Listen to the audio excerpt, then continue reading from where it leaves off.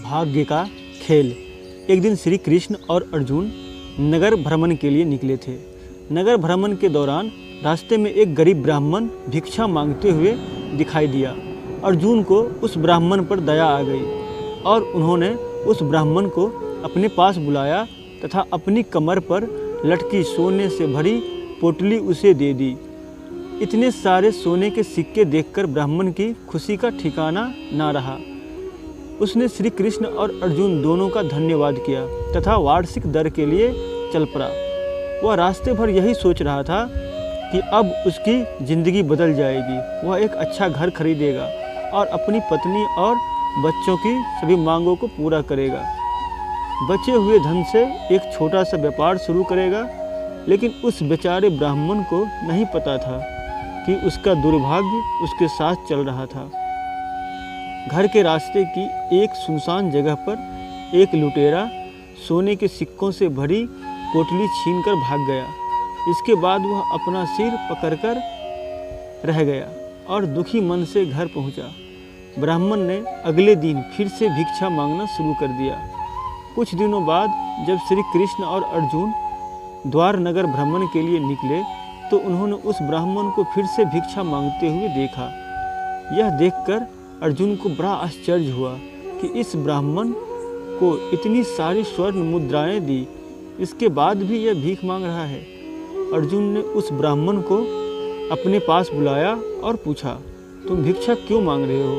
तब ब्राह्मण ने पूरी बात बताई कि एक लुटेरे ने और सिक्कों की पोटली छीन ली। यह सुनकर अर्जुन को उस ब्राह्मण पर दया आ गई और अर्जुन ने अपने गले से हीरे का एक माला निकालकर उस ब्राह्मण को दे दी। ब्राह्मण फिर से दोनों का धन्यवाद किया और खुशी खुशी घर के लिए निकल पड़ा। ब्राह्मण घर पहुंचकर इस सोच में पड़ गया कि इस माला को कहाँ रखूं। उसके घर में एक पुराना मटका पड़ा हुआ था जिसका कोई उपयोग नहीं हो रहा था। उसने सोचा, जिस पुराने मटके में किसी की नज़र नहीं जाएगी, इसलिए चोरी के डर से उसने वह हीरों की माला उस पुरानी मटकी में रख दी। ब्राह्मण सुबह से भीख मांगते मांगते थक चुका था और अगली सुबह उससे भीख मांगने नहीं जाना था, इसलिए उसे रात बहुत गहरी और आराम की नींद आ गई। सुबह सुबह जब उसकी पत्नी नदी में पानी भरने जा रही थी तो उसने देखा रोज वाले घड़ी में एक छोटा सा छेद है, इसलिए वह उस पुराने घड़े को लेकर नदी में पानी भरने चली जाती है। जब वह घड़े को धोने के लिए उल्टा करती है तो वह हीरों की माला उस नदी में गिर जाती है। जब सुबह सुबह ब्राह्मण पुराने मटके में पानी भरा देखता है और उसके बारे में पूछता है तो वह अपनी दुर्भाग्य और किस्मत को कोष में लग जाता है। इसके पश्चात वह दुखी मन से फिर भिक्षा मांगने नगर में जाता है। उस शाम फिर से श्री कृष्ण और अर्जुन नगर भ्रमण के लिए निकले थे। जब अर्जुन उस ब्राह्मण को फिर से भिक्षा मांगते हुए देखा तो उसे अपने पास बुलाकर कहते हैं, तुम अभी भी भिक्षा मांग रहे हो?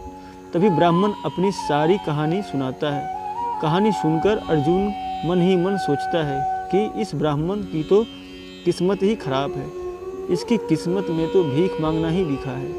इस सारी घटना के दौरान श्री कृष्ण अर्जुन की तरफ देखकर मुस्कुराते हैं और कहते हैं, पार्थ, इस बार मैं ब्राह्मण को दान देता हूँ। श्री कृष्ण ने एक छोटी सी मुद्रा उस ब्राह्मण को दान में दे दी। यह देखकर उस ब्राह्मण को बड़ा आश्चर्य हुआ, लेकिन उसमें कुछ भी नहीं बोला और धन्यवाद करके चला गया।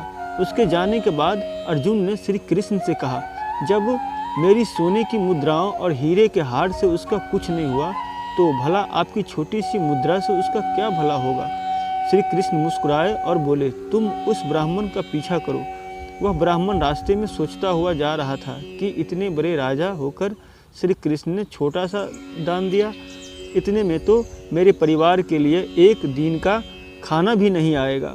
वह ब्राह्मण सोचता हुआ जा ही रहा था कि रास्ते में उसने देखा एक मछुआरे की जाल में एक मछली तड़प रही है। इसके बाद उस ब्राह्मण ने सोचा कि एक सिक्के से मेरा तो भला नहीं होगा, इस बेचारी मछली का ही भला कर देता हूँ। वह उस मछली को मोल भाव कर खरीद लेता है और अपने भिक्षा पात्र में पानी भरकर उस मछली को रख लेता है।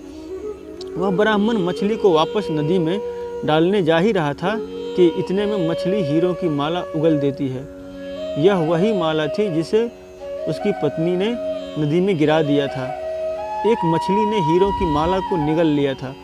उसी हीरे की माला को देखकर वह ब्राह्मण खुशी के मारे जोर जोर से चिल्लाने लगा, मिल गया, मिल गया। किस्मत से उसी समय वह लुटेरे जिसने ब्राह्मण से सोने के सिक्के भरी पोटली छीनी थी, वह गुजर रहा था। जब उसने ब्राह्मण को जोर जोर से चिल्लाते हुए सुना तो उसे लगा कि ब्राह्मण ने उसे पहचान लिया है और अब वह ब्राह्मण राजा के दरबार में मेरी शिकायत करेगा और मुझे चोरी का दंड दिया जाएगा। दंड के भय से वह लुटेरा ब्राह्मण के पैर पकड़ने लगा और उसने वह सारी स्वर्ण मुद्राएं वापस कर दी। ब्राह्मण ने खुशी खुशी उस मछली को नदी में छोड़ दिया और अपने घर चला गया। यह सब देखकर अर्जुन श्री कृष्ण से बोले, केशव, जो काम स्वर्ण मुद्राओं की थैली और हीरों का हार न कर पाया, वह काम आपकी छोटी सी मुद्रा ने कैसे कर दिया। श्री कृष्ण मुस्कुराए और बोले, पार्थ, यह उसकी सोच का अंतर है। जब तुमने उस ब्राह्मण को सोने की मुद्राएं और हीरों का हार दिया तो उसने खुद की सुख के विषय में सोचा, लेकिन जब मैंने उसे सिर्फ एक मुद्रा दी तो उसने दूसरों के दुख को खत्म करने के बारे में सोचा। श्री कृष्ण ने आगे कहा, अर्जुन, सत्य तो यह है कि हम दूसरों के दुख के विषय में सोचते हैं और दूसरों का भला कर ही रहे होते हैं, तो हम ईश्वर से कार्य कर रहे होते हैं और तब ईश्वर हमारे साथ होते हैं। दोस्तों, ये कहानी आपको कैसी लगी आप कमेंट में ज़रूर कमेंट कीजिएगा।